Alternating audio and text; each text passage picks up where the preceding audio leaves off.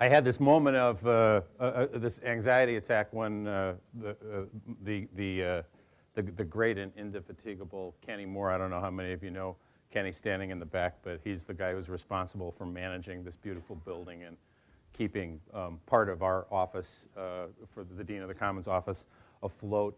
And I was downstairs at a breakfast meeting, and he said, I've got your computer all set up, and everything's ready to go. You're ending next week, right? And I said, next week? I hope not, because I'm ending today. And then John Brazel, who's been filming this all throughout, said, well, that's no problem. You could probably freeform something for 90 minutes next week as well. So today, all we have to do today is actually, take a very small piece of world history, the Russian Revolution, and explain it, and also sort of, try to put this bookend to the series of 6 lectures, which after all began with the apogee of autocracy and Catherine the Great. So, it begins and ends, I suppose, in important ways in St. Petersburg, although from 1914 on, the city is now called Petrograd, so just so we don't get confused in between. They're interchangeable, but after 1914 and the declaration of war, Petersburg sounds too German to elite ears, so let's call the place Petro, Peter, and Grad, or Gorod, Peter City, Petrograd. Really what we have to describe today is, well, these 2 pictures, which I love putting up, and I start every lecture on this subject with these 2 pictures, and then with the caveat of, for undergraduates, and now you, my senior undergraduates, that I'm going to try to get to the end, but I don't know if I'm going to actually get there. How do we get from this quintessentially classic Victorian, late 19th century, long 19th century portrait of these 2 royal cousins, Nicholas II Romanov and George V Windsor, and they're look-alike cousins. It's obviously amazing, right? Dressed in royal regalia at some diplomatic meeting, but as was the case with royal houses, all diplomatic meetings were family gatherings in some fashion or another, because these royal houses were so intermarried and so intermingled. And so, here are two people who are really crowns of an entire civilizational order. Literally crowns, of course, right?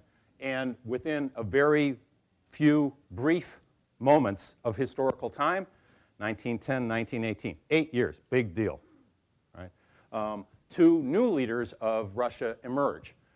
In this portrait, they're a little bit hard to pick out, but the guy with the glasses, you can see the light reflecting off his eyes, and the military cap saluting, that's Leon Trotsky, founder of the Red Army, first commissar of war of the new Russian Federated Socialist Republic, a author, orator, world famous certainly at the time and subsequently as well, world famous socialist and communist. And next to him, on my left, and you can just barely make him out, not the guy immediately next to him, but the next guy over wearing the shapka, the Russian hat, is Vladimir Ulyanov. We saw his police mugshot last time from the 1890s, V.I. Lenin, Vladimir Lenin. 2 new leaders of the new Soviet state. How in the heck do we get, and this is a lecturer's plaintive plea as well, how in the heck do we get from this one picture to the other? And that's basically the task that I guess I owe you on a course that's entitled From Empire to Revolution. So the place that I want to start, first of all, is what, had I actually completed the roller coaster ride last week, I would have supplied you last week, but this fits just as well at the beginning of this lecture as well, because really to understand something as complex, and this is the way I think about it, if we're going to actually understand this term revolution, it is a complex human phenomenon, one of the most complex in our human history. I mean, the word actually dots the record of human history. It applies to industrial revolution. It applies to technological revolution. It applies to something as mundane and passing as a set of midterm elections. But still, people seriously use the term. The French Revolution, the Russian Revolution, the American Revolution. The revolution that Romans actually concocted by building a system of roads that allowed their legions to traverse the known world. It's a complex human phenomenon. So to start explaining it, historians will, especially those of us who are working in this field, will try to start organizing things in terms of long duration, middling duration, and short duration. That is long-term trends, middle-term trends, and events. Now, a lot of what we're going to hear about today will be events, and the events of the year 1917, chaos. It's so complex and explosive and turbulent. Middle-term events, we're going to talk a lot about the First World War and the impact of the war on not only the country, but the linkage between war and revolution, something that we've heard about a lot already. Long-term is that we have to take a final look back at the 19th century in particular. And a lot of what we've been talking about from, the reign of Nicholas I on, from the events that preceded and led to the abolition of serfdom to 1914. And what is that generational plus experience actually, what did it mean? What impact ultimately did it have? Well, it's a great debate. A lot of us have gotten tenure and positions at lovely places like Vanderbilt participating in this great debate. I've now written 2 books on it, right? And it'll go on forever. That's why it's a great debate, right? That's why it's great to be a professor, because you can actually engage in these sorts of very serious debates, knowing ultimately that the answer, in fact, is never going to be entirely given. Well, as it should be, right? Because, after all, why am I wasting my time training students if all I want to hear is myself? Basically, if the test is basically just tell me what I told you, and I'll give you an A, I doubt that any of you who are in hiring positions would want those people. What you want is somebody who, in fact, will be able to give you an answer that you might disagree with, but that's an idea that, in fact, you hadn't thought of before. And you bought it on the cheap at an entry-level salary, right? Perfect. So the great debate, in 1913, the Romanov house celebrated its 300th birthday. 300 years of Romanov rule. And it was a big deal. Lovely set of source materials about the ritual that, in fact, surrounded this year. Here's one photograph of it, the Winter Palace. Paltry crowds, one might note from this picture, although that's not necessarily an indication of a whole lot. Royal procession, the royal couple in carriages proceeding from the Winter Palace, where they didn't spend all that much time. Neither of them liked living in downtown St. Petersburg, and they're going out to show themselves somewhere or another. They took a tour down the Volga that summer in 1913. Their memoirists reported hordes, crowds of peasants lining the riverbanks, all straining for a glimpse of the royal family. Police reports actually monitored this quite closely. And one police report actually reports on overhearing peasants commenting on actually seeing Nicholas II. Nicholas, as we saw in the films, was a slight man. He was relatively small. He favored, actually, as had his father, popular garb. His father favored peasant garb or peasant-like garb. Nicholas favored the garb of a colonel, of an officer in a regiment, an occupation, a role that he enjoyed, many suggest, more than almost any other. That was the job among the multiplicity of jobs that he held that he really loved. Actually, people would comment about him behind his back sometime. This shows up as well. They would refer to him as polkovnik, the colonel, which isn't exactly a way to endear yourself to the boss after all. He's the polkovnik. And so this guy appears, and the peasants are just thronging to see him. And then one comments to another and is overheard by a police informer to say, "А что это такое за зарю?" What's that for a czar? And you're like, well, that's the czar? Well, the anecdote actually illustrates the larger historiographical issue. So by 1913, with the sorts of developments that we've looked at in almost every sphere of imperial life. Question beforehand, was it better living in St. Petersburg then than it is today? And in almost every way, we've traced rapid, leaping, turbulent forward progress and change. So that by 1914, socially, culturally, politically, Russia was more stable. Or was it? Right? Or was it, in fact, increasingly less stable? Now, there's not really an answer here, although I tend to the bottom rather than the top.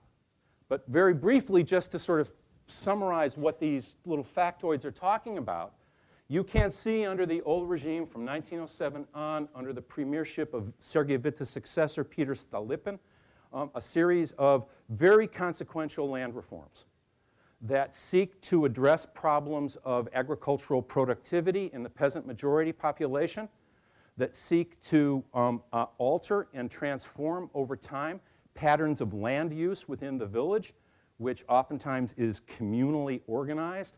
Lands are farmed communally, and it was a set of agricultural techniques and technologies that made for low productivity.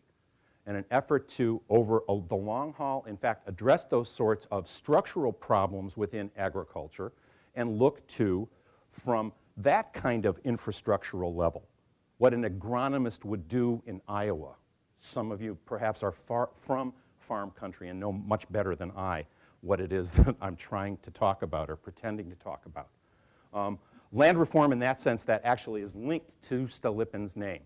An expansion that went along with this effort to reorient state investment away from urban and industry to agriculture and peasantry, an expansion of education, setting the goal of universal primary education through 5th grade taking place and being established fully by the early 1930s.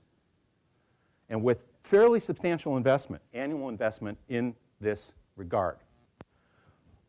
Industrial depression had set in at the turn of the century, but by the aftermath and the calming down of the revolution of 1905, one witnesses a renewed burst of commercial industrial expansion in the empire. All the statistics start trending up again. All the wealth markers start trending up again. And what's different about this one compared to the 1890s is that in this one there's much less direct state involvement. There's much less treasury investment. And much more banking and commercial enterprise and even Russian domestic investment capital in evidence than was the case before, i.e. a self-sustaining industrial expansion. The Duma existed. There was a parliament. The legislation creating it and more the experience that framed it constrained it in a whole variety of ways. Actually, 3 versions of it existed between its opening in April of 1906 and a 3rd Duma that convened in June of 1907. The law allowed the Tsar to prorogue the Duma, to dissolve it and schedule new elections, essentially if he didn't like what they were doing. And he definitely didn't like the first Duma because it was filled with peasants, all of whom were demanding radical land reform.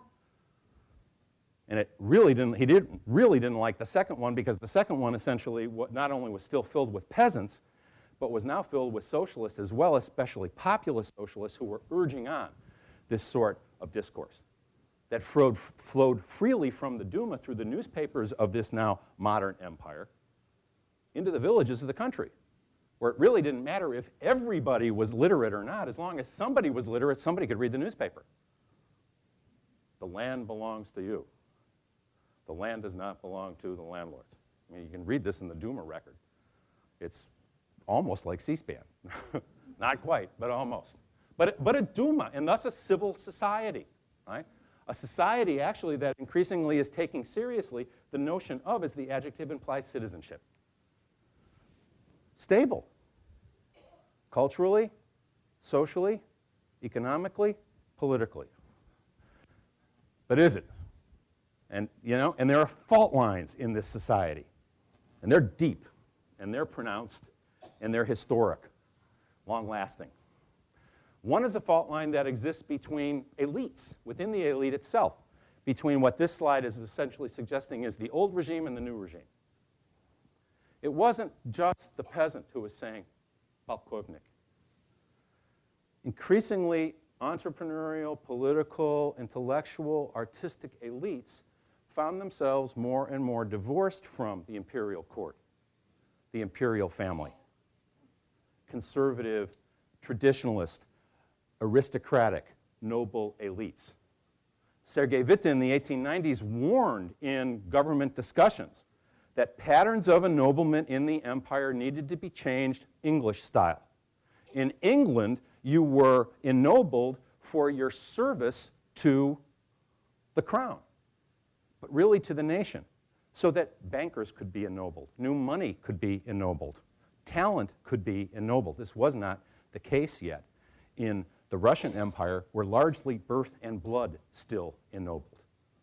Birth and blood that gave you access to service and thus service ennobled, but increasingly so, it was in fact birth, an aristocracy that ennobled.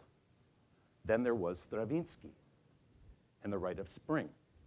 So a cleavage in that sense, right, within the elites itself.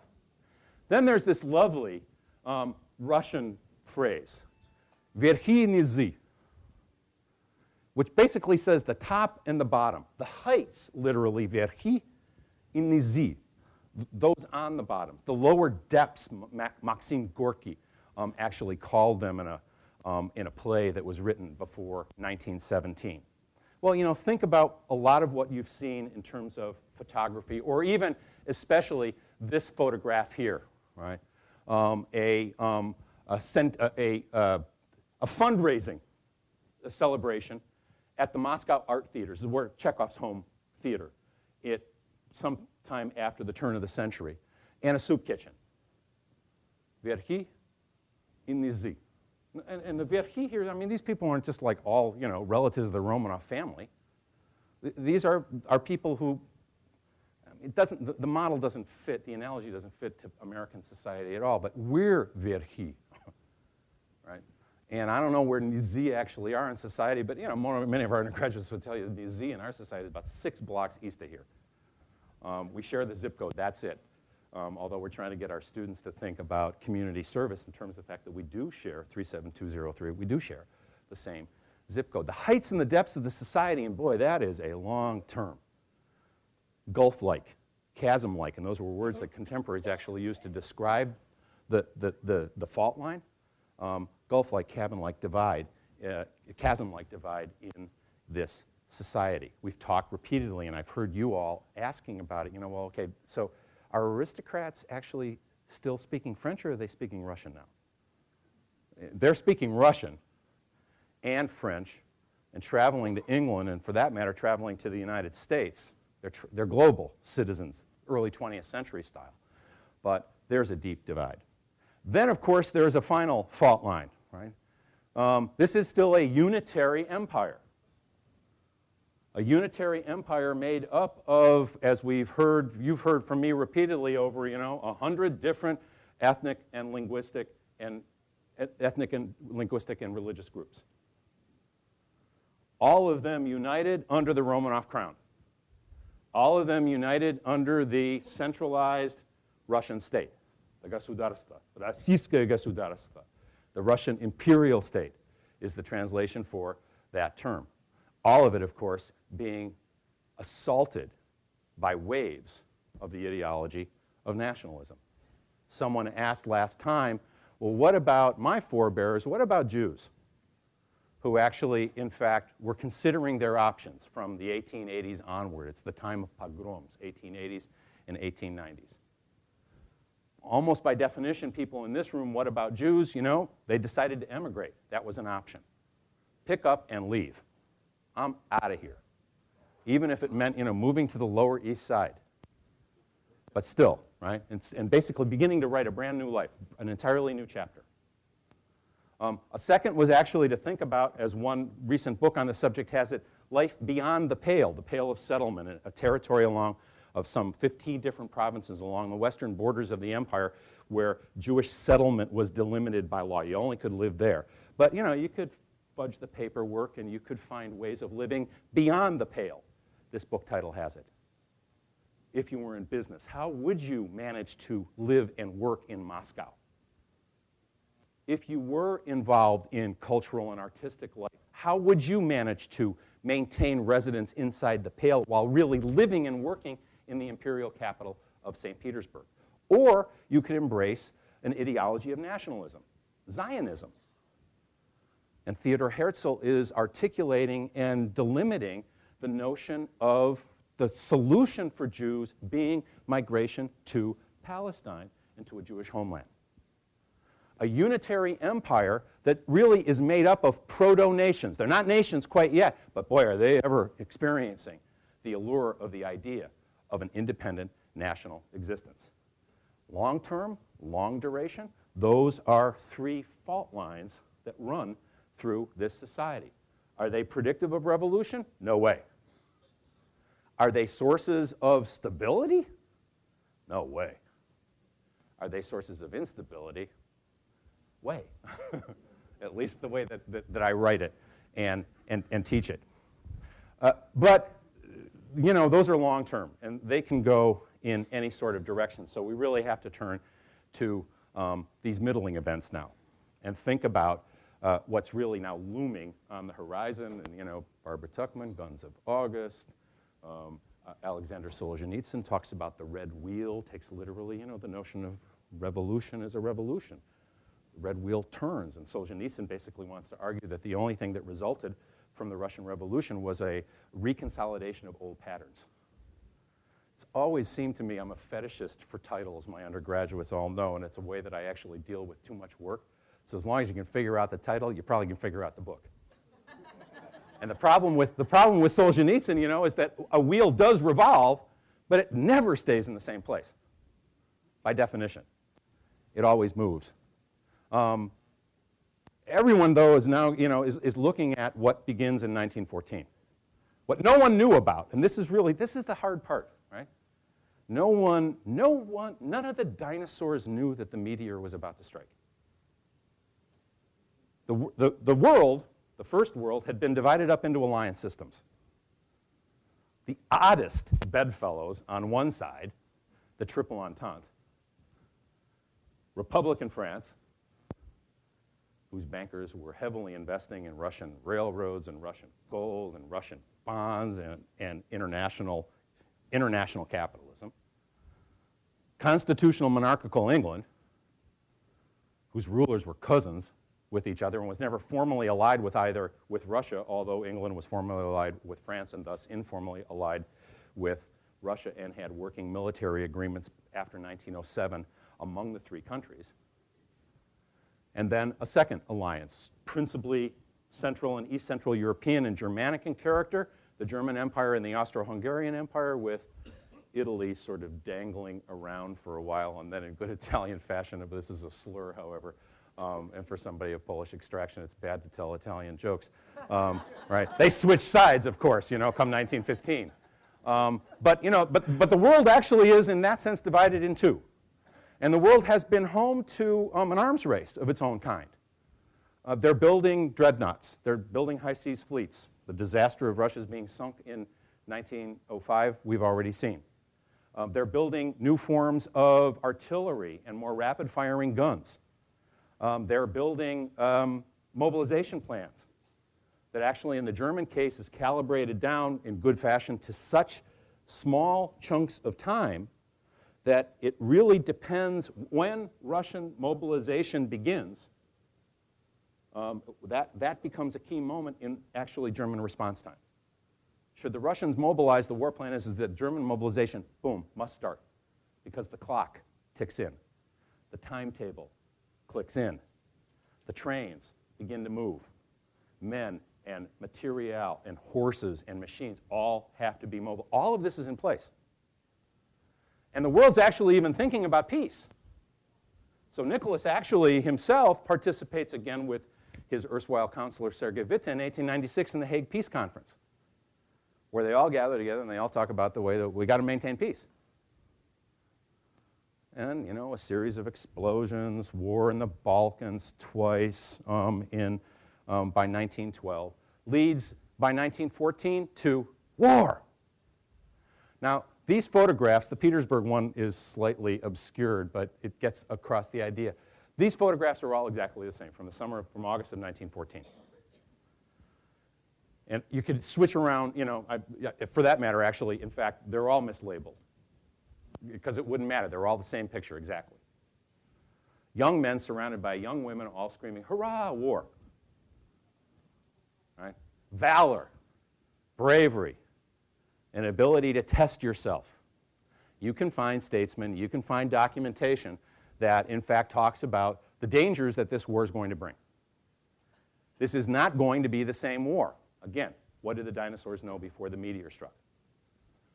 625,000 deaths in the United States in the middle of the 19th century. Unbelievably unprecedented. The bloodiest conflict in world history as far as contemporaries were concerned.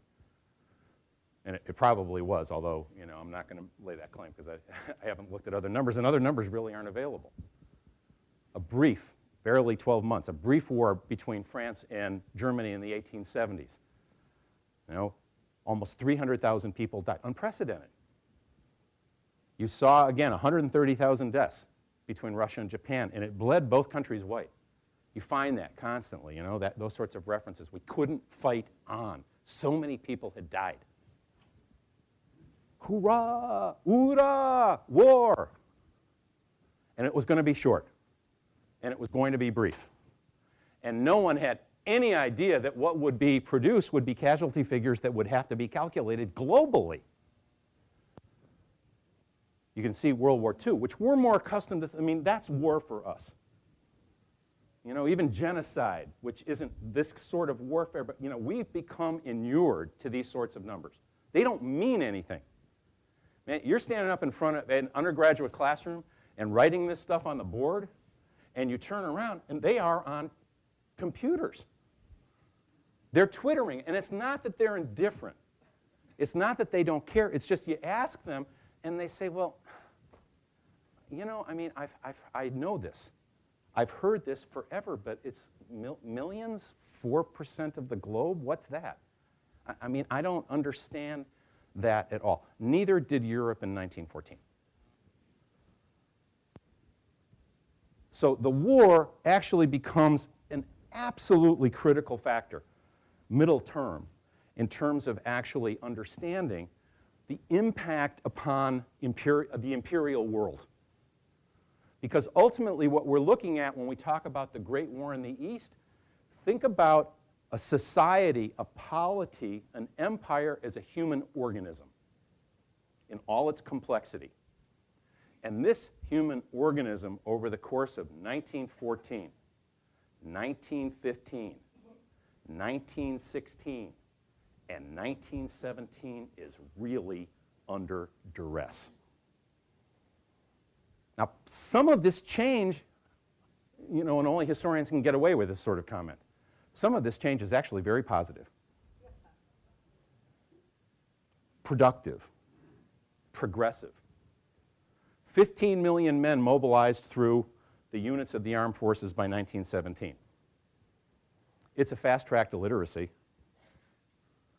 And many of these people will, in fact, by 1930 be corporate bureaucrats, office workers of one kind or another, and they started out as peasants. And the experience of war, isn't this a familiar story? If there's still some people in the room who served in the Second World War or in the Korean conflict, service in the armed forces is a ticket, after all, in some ways, right? To standing and status, and especially if you think about experience and the experience that that war gives and that you can't talk about because it's too horrific to actually, in fact, articulate. It's a boosting period, right, in an individual's history. The militarization of society, a society that had been militarized in important ways already anyhow, not only results in mobilizing all of these men into uniform, it results in taking all of these men out of their domestic settings. So, you know, women who have been largely excluded from this society, and across Europe this is true, women become more important in terms of the workforce, especially in industry, especially in the white-collar sector of commerce and the economy, even in the village, where men are being plucked out and where male elders, the chazyayin, traditionally ruled, But there's no chazyayin anymore. There's only a chazyaika, the feminine a, denoting the female head of house, who might not actually think it's such a great deal because she's now actually doing without male labor on the farm and still having to feed a family. And of course, you know, most remarkably in terms of militarization, death tolls that are unprecedented. But not only death tolls, right, but also wounded and disabled. So that when medical historians look at this period of time, think about the impact of war and the duress, stress being visited on an organism. Medical historians look at this and, you know, they begin to think about the different sorts of diagnoses and medical techniques that actually emerge out of this experience. So the prosthesis and prosthetics. My wife's a physical therapist. Her field actually emerges largely out of the Second World War. But when medical historians look at this and look at the experience of the First World War, high explosive artillery, which basically maims body and blows off limbs, the prosthetic, the artificial limb, becomes a basic fact of life on the street. And I was too lazy and too rushed this morning to actually go and get the photographs, but you can find them easily, right? Or the diagnosis of shell shock. You know, we'll talk about combat fatigue, or I'm blanking on the acronym that currently describes it for Iraq. Post-traumatic stress syndrome, thank you. They're building a new suite of offices on the 3rd floor, and I think the construction project began this morning. Shell shock from the same kind of high explosive artillery, you know, this becomes a diagnosis. And a major moment, that is, in medical history. Think about the middling term effects of war on a society and turn to the economy. Yes, ma'am? Yes, although the gas is used more on the Western Front than it is on the Eastern Front, and although you're stressing me a little bit here in terms of time, I think, no, that's okay. I think it's largely in the later stages of the war on the Western Front in 1917 and 1918. And since Russia's largely out of the war, from early 1917 onward, it's subjected less to poison gas. But certainly your question fits exactly with the sort of argument that I'm trying to make here. Poison gas is essentially, it's a good transition to the economy. Poison gas is industrial profit, right? And technological advance, even if by saying that, I'm producing that kind of comment, rightly so, out of the room. It's an application of industrial technology. It's a way of making money, and it also requires, therefore, new medical technologies and equipment to deal with it as well. It's a segue to thinking about, you know, a second way of thinking about the impact of the war. Let's just look at the economy. The war is, in the first instance, the war is yet another industrial revolution. It's another expansion of industrial and commercial capacity. It is, in fact, a founding moment across the continent for the petrochemical industry.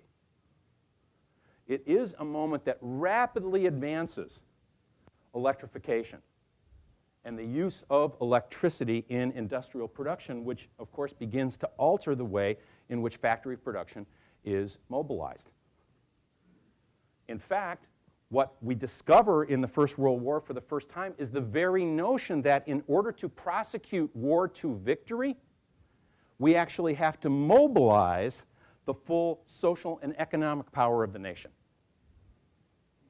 Easy for people who lived through the Second World War or in its aftermath heard stories about it. The rationing, the saving, the wondering about menfolk abroad. But after all, even if you were an 18-year-old telephone operator supporting only a father because the mother was already gone, like my mother was, you were in it. You know, Rosie the Riveter was in it.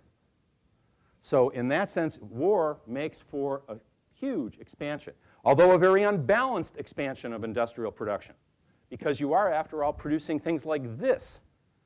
You're producing guns And in order to do that on the scale required by the war effort, you are, by definition, producing less butter, textiles, grain supplies, railroads that are actually, whose timetables and structures are oriented to supply the front. Na front, na front, na front, na front. That was from the Second World War, not the First. Everything for the front. But if that's the case, then, you know, timetables and systems that had been established to provide food products to the cities begin to be themselves stressed. So that by late 1916, 1917, it's not uncommon at all to begin to see what in Soviet times becomes a basic fact of life, the очередь, the line. I'm only being half cute by saying there's nothing more terrorizing than Russian women standing on line really stressed out for food products. Because there are food shortages in the city and in major metropolitan urban centers by late 1916, 1917. And police reports are full of talk about, you know, bread riots. But bread riots mean, you know, I mean, what in the hell do you mean there's no bread left, you know? Pounding on the door, breaking in the windows, even if there's no bread left in the particular bread shop. Inflation is a huge issue, as this little blurb suggests. Industrial wages double. Industrial workforce expands significantly, major industrial expansion. But this is largely being paid for by the printing press. Even though there are war bonds and there are attempts to actually attract out of savings people to invest in government spending, that only covers so much of the expenditures. Russia's gold reserve, assiduously gathered up over the course of almost 4 decades, is gone within the course of the first 6 months of the war. The very last thing that Sergei Witte in his political public life actually saw before he died in April 1915 was sitting in government committees and looking at the books and saying, Боже мой, it's all gone. It's all spent. Because no one had any idea really about the connection between war and economic needs and the demands that economically would be placed upon a society in order to prosecute this war. There therefore is, by way of conclusion, there is a connection in general in Russian history, I think in general in global history, and certainly in 1917, there's a connection between war and the revolutions of 1917. I'm introducing that word here on purpose and want to explore why I'm using the plural rather than the singular in a second.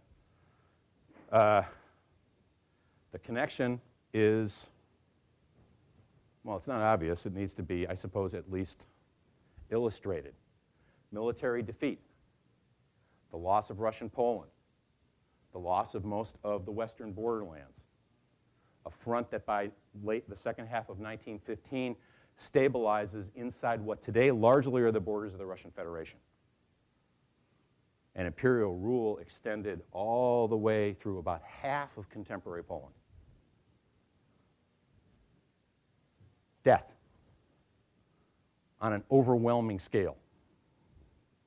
Economic dislocation that actually is reflected in that figure about wages doubling and the cost of a weekly bread basket quadrupling.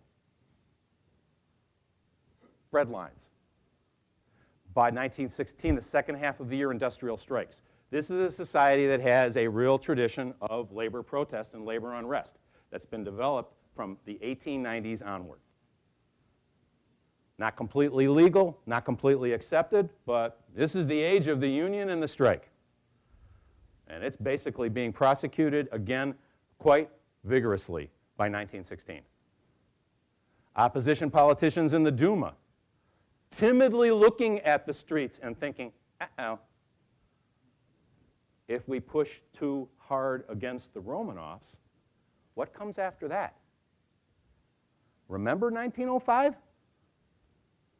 Remember how close we came as well. 30 million rubles of property damage in the countryside in the course of 30 days. What are these people going to do if things go to hell in a handbasket? Right? War, however, is taking these basic sorts of fault lines that I talked about earlier, Political, old and new elites. Social, the heights of society and the depths of society. National and political, empire and nations. And cultural as well. And I'm going to just say old and new, and that's a lousy way of encapsulating it. But it takes those fault lines which were present and visible in 1914 and wildly exacerbates them. Wildly so. Something that was unstable by 1916 is teetering on the brink of collapse. And so that leads us basically to the Revel. Now we're in 1917. I should actually pause for a second because I'm getting fatigued. Are there questions?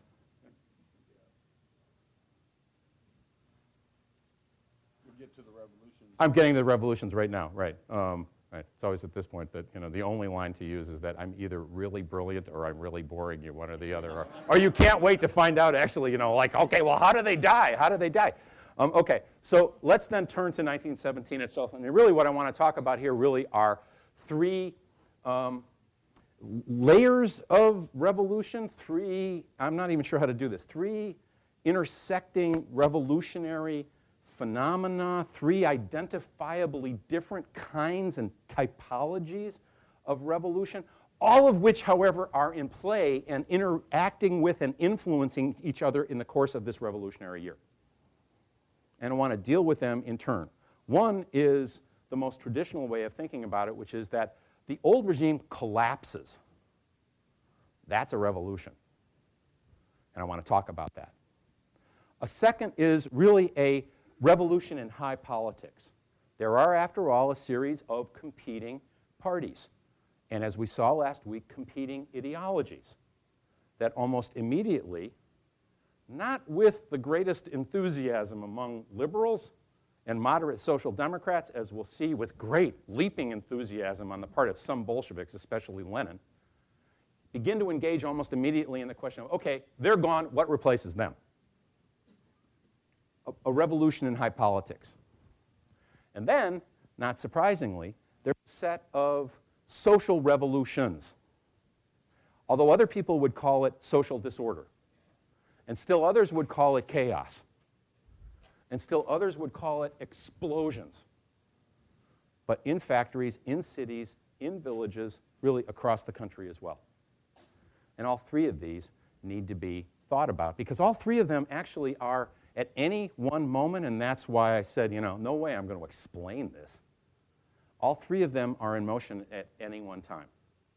So one thing that we know for sure is that, you know, when you picked up old style, your New York Times on the 16th of March, calendars are different. They differ by that amount of time, 13, 14 days.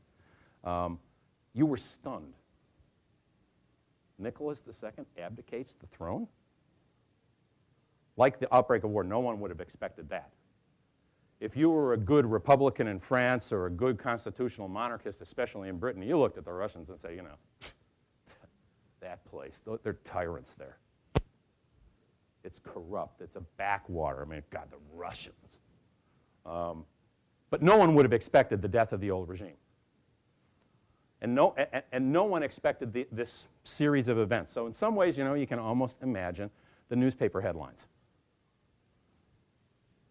Industrial strikes, which Soviet historians with, you know, great focus have actually, in fact, tracked down to the factory and to the moment. And actually, when you get right down to it, guess who's responsible for starting the February Revolution?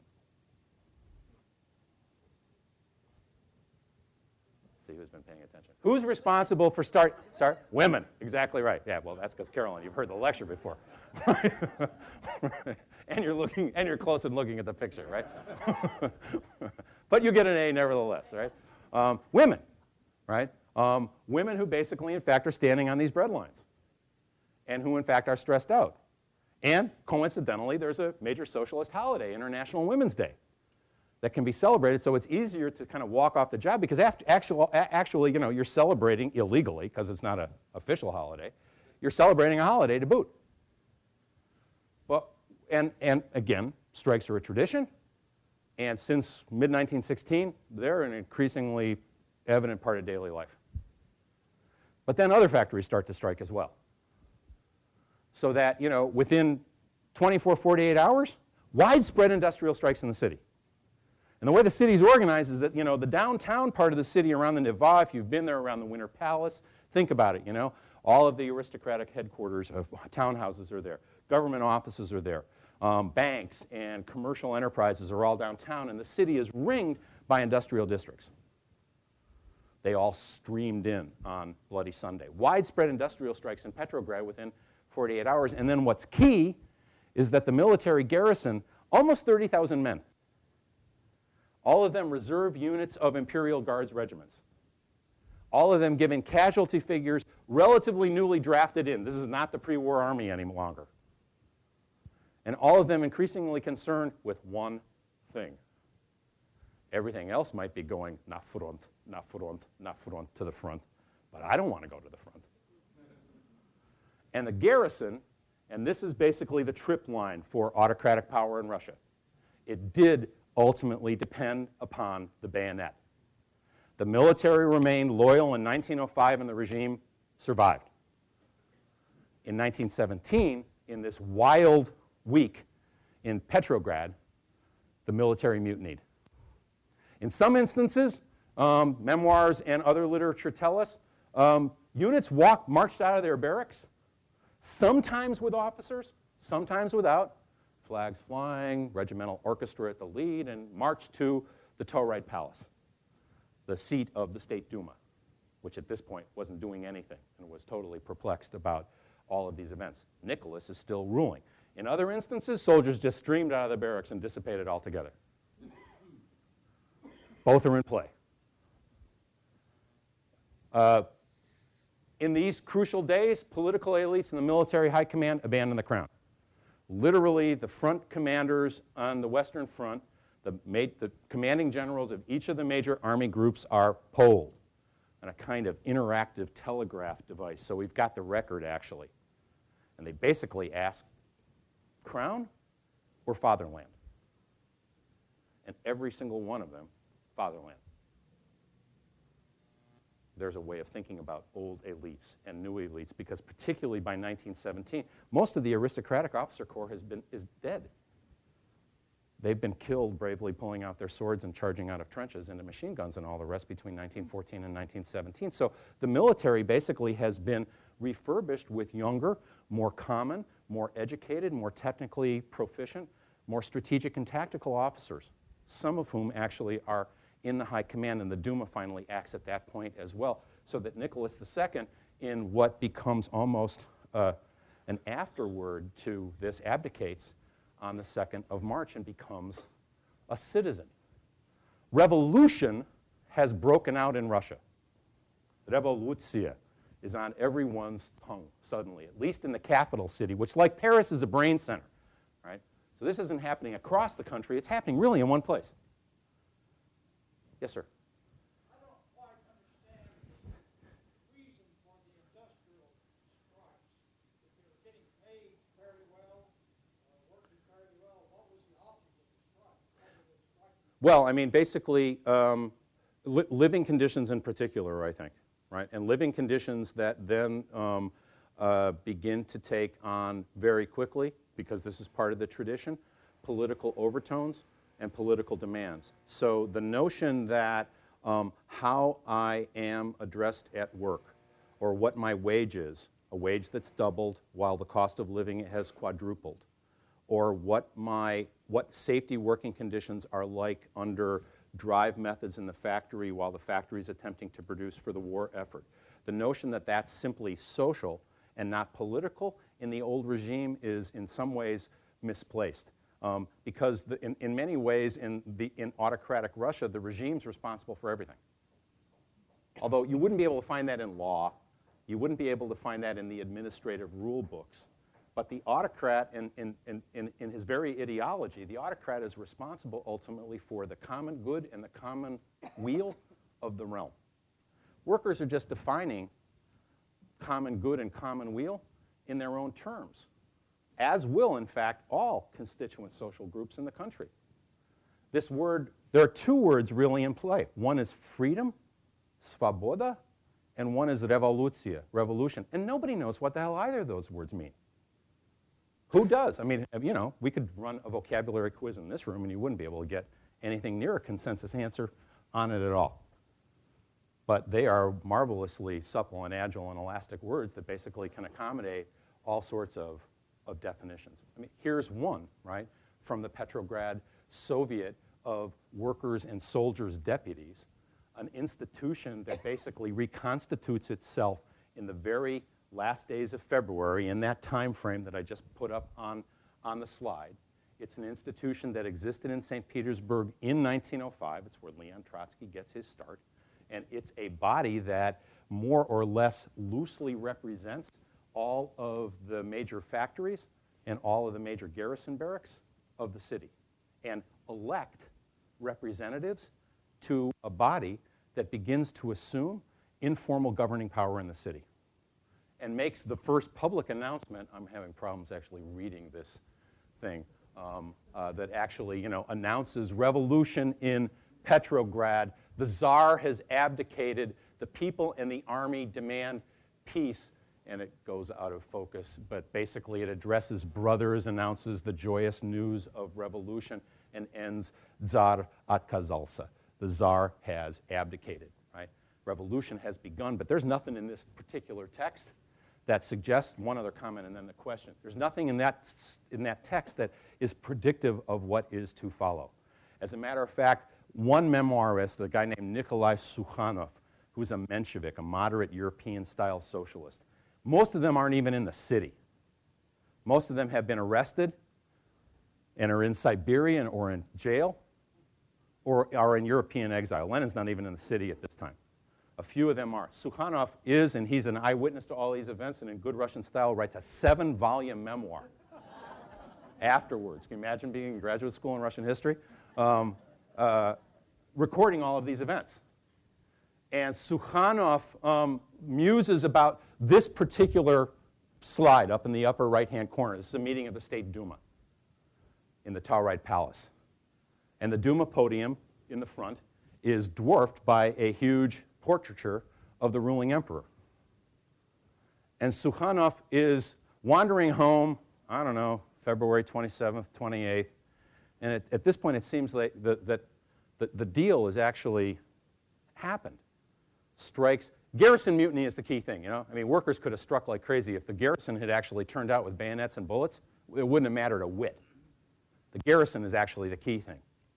And he's sitting there wandering through the streets of Petrograd at 3 in the morning, and he comes upon a set of soldiers tinkering with a broken down car engine, and he says to them, brothers, have you heard Protopopov, a minister of internal affairs, universally despised, symbol of all things evil and bad, has been arrested and is incarcerated in the Peter and Paul fortress. Ura, say the soldiers, and Sukhanov marches on. He muses. 300 years this has existed.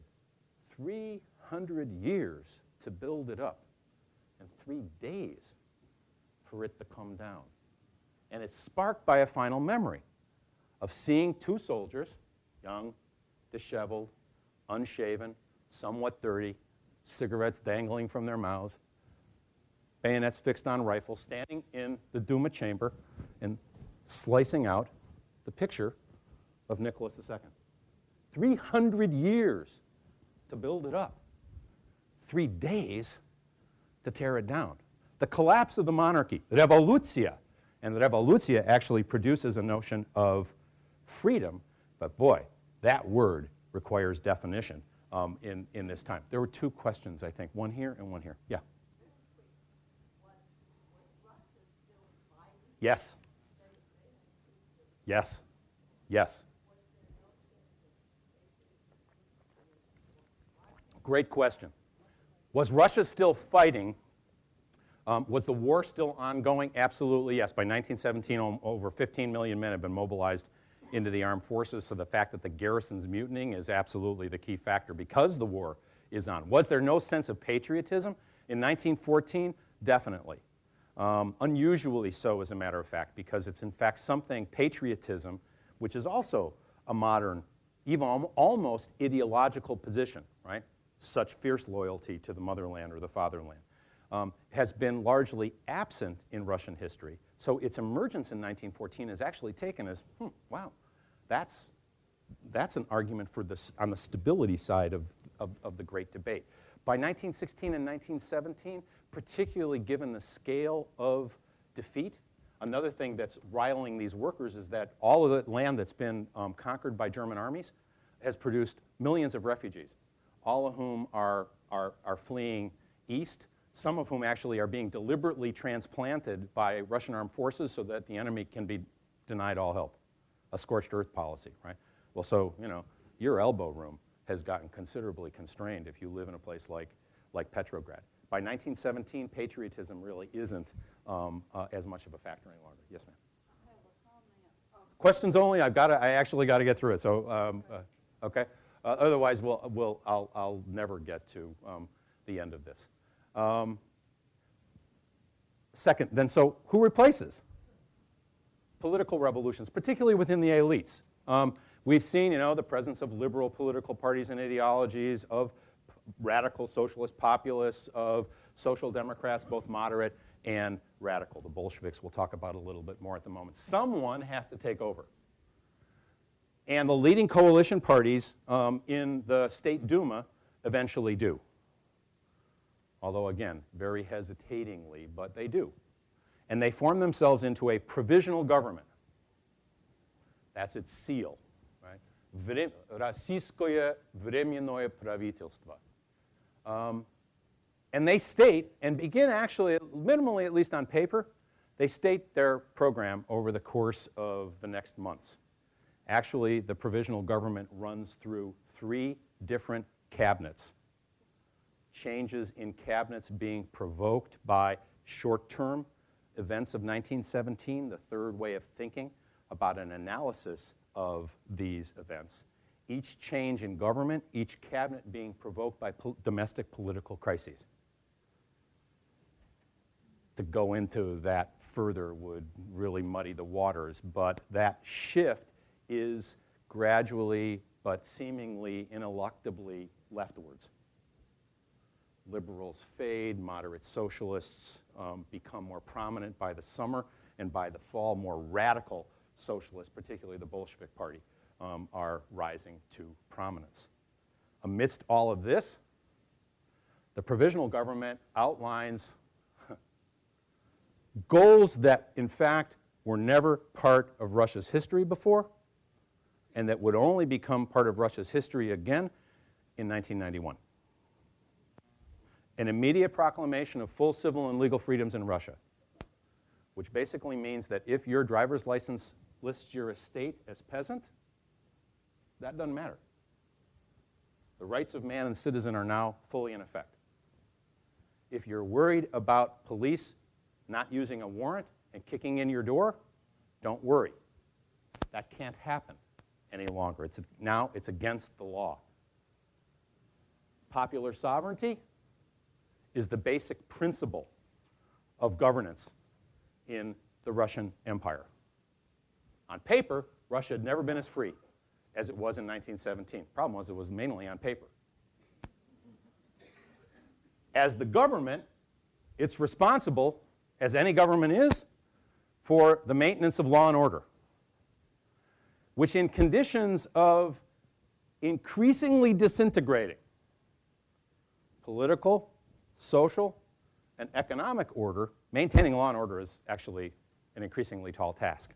And being in charge of the police and the power that's in charge of doing that tars you, right, with a brush of being the vlast, of being the authorities, of being with them rather than with us,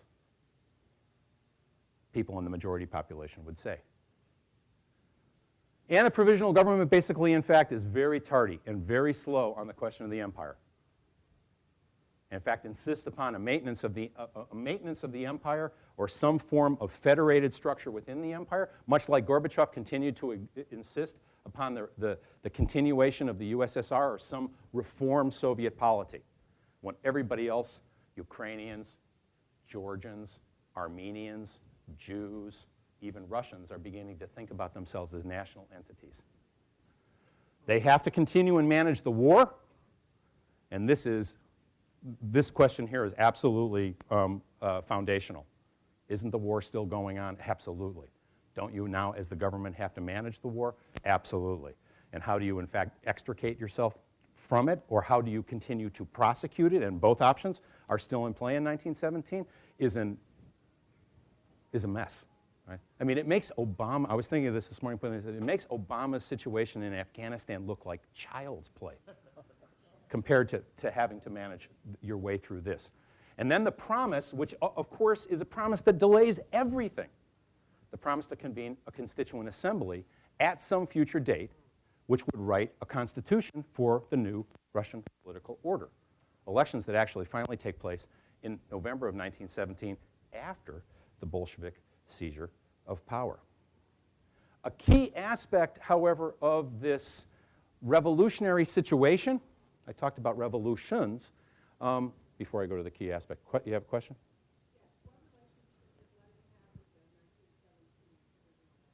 I'm getting there, okay? So let me answer that question in just a moment, okay?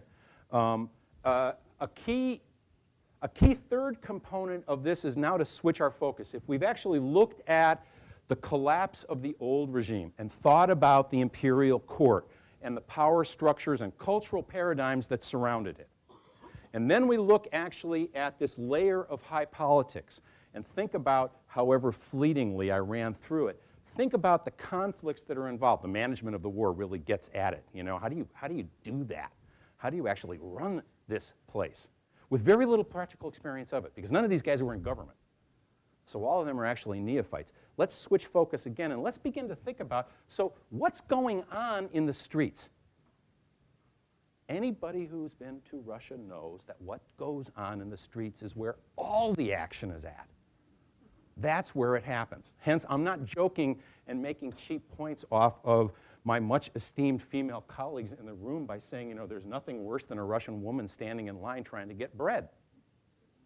Nor am I, you know, the answer to this gentleman's great question about, so what are they striking over if they're actually, in fact, receiving wages and all the rest? There is an expectation of an unwritten social contract, right, that people actually have, especially in a polity that has no tradition of public or democratic politics, that people actually feel that they have a right to have some control over. The problem is that in the Russian tradition, it's only the elites that have power. It's only the elites that control. I'm one guy. Look how I'm controlling this room. You could smash me any moment you wanted to, right? This works much better, actually, with undergraduates. Right? But with undergraduates, of course, you know, what really works is that no undergraduate in their right mind would come after me because my colleague, Mark Bandis, the Dean of Students, would immediately descend upon them and their lives would be over. And plus, I have the A's and the F's. Right? But I am, as oftentimes it was said at the time, there's this play on words between kto and kavo. We've heard this, I think, before. Kto is the nominative form of who. Kto. Kavo is the direct object form of whom. And it literally kind of says, who is whom? Although that's a grammatically incorrect sentence. Who's on top and who's on the bottom? In a village, in a factory, in the imperial capital, in the informal structures of power and authority that actually, in fact, make a country like this run and work. A Petrograd Soviet that actually is an elected body, but that has great control and power over the imperial capital, especially over the armed forces. What it says goes. And politicians in the provisional government need the support of a Soviet, which almost from the outset is made up of Menshevik socialists, moderate socialists, and socialist revolutionaries. And increasingly by the fall, we'll have a Bolshevik component to it. More important, though, is a street demonstration in the spring of 1917. Why is there economic collapse or decline going on? Everybody's out in the streets. Right? You try this one on undergraduates. What is going on here? Okay, Professor Wcislo wants me to say popular revolutions, and so peasants, workers, and soldiers are engaged in popular revolutions, and that's the answer. Do I get an A? And it's like, well, Professor Wcislo doesn't like that kind of answer all that much because it's not really very interesting, and I actually wouldn't even write it that way, much less lecture it that way. at this point. Student. I forget what her name is at this point, but she's like a legend in my sort of anecdotal lexicon. Oh, you mean it's like Mardi Gras, and it was just after Mardi Gras. They all stream to New Orleans for Mardi Gras. They come back to class. They're like, like this, right? Oh, you mean it's like Mardi Gras? I said, yes. It's just like Mardi Gras, where the anonymity of the crowd is such that you can do whatever you want. Where in a world where you are kavo, you can suddenly become kto. Where in a world where the boss, the bossdom even, nachalnik, the boss, nachalstva, the bossdom, controls everything. Where you can actually begin to experience samodeyatilnost, it's called. Self-activity or self-action. It's a lousy translation. But basically, it means initiative. So what begins to happen on the streets, especially in an atmosphere where, after all, it's revolucja. And after all, there's now been proclaimed an era of svoboda, of freedom. That actually makes for, and I'm really running out of time, that makes for a wildly intoxicating elixir. Here are pictures of those soldiers, peasants, and workers. Check them out. Next time you're wondering about whether it's important or not to actually satisfy the needs of the majority population of a country, look at these people. And boy, I'll tell you, from where I'm sitting at cresting age 60, having studied this for a quarter of a century or more, I'm totally into satisfying the demands of the majority population. Especially one that's screaming for peace, land, peasants, and bread, an economy that actually works. What's Lenin's relationship to all of this? Well, actually, all I can say with time escaping me is this is where the action is. Not on the streets, not on Nevsky Prospekt in downtown St. Petersburg, but on these village lanes. These are actual photographs from the period. They're neat. They're in color. You know, it's like Dorothy in Kansas and the whole routine. Really cool. But you know, what happens here is actually, if you're talking about revolutions, what happens in each one of these villages, and how would you manage all of this? Along comes Lenin, who actually is in European exile and only returns to the country in April of 1917. And to the utter consternation of his own party, begins to basically make these sorts of arguments in Marxist fashion. The bourgeois revolution has already happened. The socialist revolution is already on the agenda. And every socialist in the capital city says, are you nuts? What bourgeois revolution? Since when are we France or England? The socialist revolution is on the agenda. What does that mean? Well, what were the demands coursing through society? What it means is an immediate withdrawal from the war. No annexations, no concessions. We're out. We're done. Nationalization of all private property, especially looking to the countryside. Land. A government of workers and peasants, which also translates into, in this country, the majority population, but it's definitely a class construct. Crazy, not very meaningful as far as historians are concerned who look at the reality of Russian society in 1917, but in terms of Marxist jargon and Marxist paradigms, this is a class analysis that basically holds a government of workers and peasants, of the majority, and an end to all of this. A transfer of all power to the Soviets because the Petrograd Soviet is being replicated around the country. A slogan that really fits nicely, but that Lenin actually, he doesn't really care if it's all socialists. What he wants is a transfer of power to the Bolsheviks. Something that actually happens. Although the last revolution isn't a revolution at all, although it was celebrated that way throughout the 20th century in the USSR, it was a seizure of power. A seizure of power in the capital city of Petrograd that then over the course of the next half year extended through especially the European parts of the empire. And a seizure of power that was the opening act of a civil war. A civil war, and here I'm going to speed through these slides because I want to get to the very end. It has a civil war that's a disastrous calamity. And that would have been lovely to talk about. But this is a society that by 1921, 1922 has experienced, there's a factoid, 7 to 15 million deaths. From war, revolution, food shortage, and then by 21, 22, famine. And what always happens, we're seeing it again in Haiti, what always happens when famine hits cholera. Some, but I mean, not actually, yes, although not to the same degree as you see further west and in the United States. Cholera is actually the big killer here. So why does what's going on here? Why does this happen? And I think I was promised 5 extra minutes, so I'm stealing them plus then the 5 minutes that I always run over anyhow. So I want to offer four explanations really very quickly. Well, so what have we seen here today? Why did this happen? Well, here's one that actually, it comes out of American mother's milk. It's an American caricature. Here's Bolshevism, classic Russian Cossack figure, right? A door marks civilization and a bloody paw print. I mean, it's a dehumanizing, actually, of Russians. It's a collapse of civilization. Well, explain it. It's just a wholesale collapse of civilization. That's the way that the 20th century actually begins. And let me tell you, as somebody who's taught European history from the middle of the 18th century until the present, teaching the 20th century is a total, my colloquialism, drag.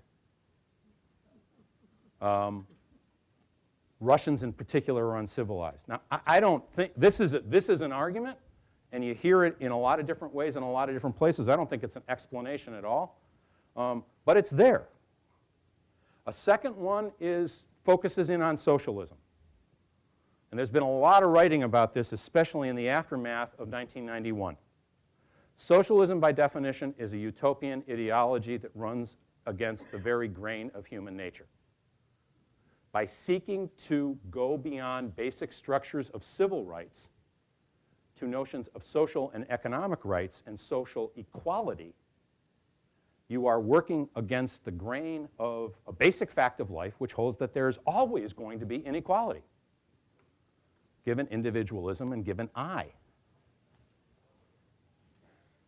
And in order to make such an unrealistic or utopian ideology work, it requires increasing levels of violence in order to impose it and make it fit, however roughly, reality. That's also an explanation for the entire 20th century that's to follow. A related one is to focus in at the end of all of this, and this is what, I just can't stomach this, that all of this reduces down to Lenin and Stalin, although, they're the power brokers. We haven't talked much about Lenin biographically, but a teacher of mine who studied labor history and taught me all about the social, economic, and cultural history of the late empire stunned a group of us in his seminar one time, one late night, because he always ran over 3 hours, 4 hours, right? So consider yourself lucky. Said, actually, when you get right down to it, having gone through all of this, biography counts for everything, and 2 men are most important. One is Nicholas II, wrong man, wrong place, wrong time. The other is Lenin, right man, right place, right time. Revolution breeds terror. And that's ultimately the way to think about this, especially in a 20th century where we think about totalitarianism and all of the instruments of modern violence, which include the mass media, after all. Vote for me, vote for me, vote for me, vote. That's violent. All of those instruments are available to actually, in fact, implant the ideas that revolution brought to the society and brought to bear. And then one last final one, and I can see Norma standing there, so I am indeed ending. Another one is actually finally to think about, because the problem with all of those other definitions is that they are utterly irrelevant to all of us. Russia, out there, disconnected, thank God, from me. So let's think about revolution and modernity. Here's a poster that celebrates the 10th anniversary of the Bolshevik Revolution. 10 years, it says, 10 лет, 1917, 1927. Here's Russia in 1921. No smoke coming from smokestacks, destruction, apathy, collapse. Here's the world which bravely, a worker, a peasant, and a rabotnica, a female worker, are striding toward and seeking to build. It's a world in 1927 that Charlie Chaplin and Henry Ford would be altogether too familiar with. It's a world of mass industrial production, of mass production, of the Model T, of burgeoning, booming cities, smoking with cinder and soot, and actually, in fact, producing wealth and modernity for all, not just the elites, but for everybody. Why was Ford the greatest Democrat of all? Because he put every single American in a car and made them free. Russia would be free, but even freer than the West, because it would have socialism. What was effected in the revolution, especially by the Bolsheviks, was a project of modernity, right? Which leaves us with a set of questions about, so what is our relationship to all of this that begins the century which we now have just exited, but which, after all, has entirely shaped our own lives. And with that, I guess I'm done. Well, thank you. I really enjoyed having you in class. It was great. It was great. Thank you.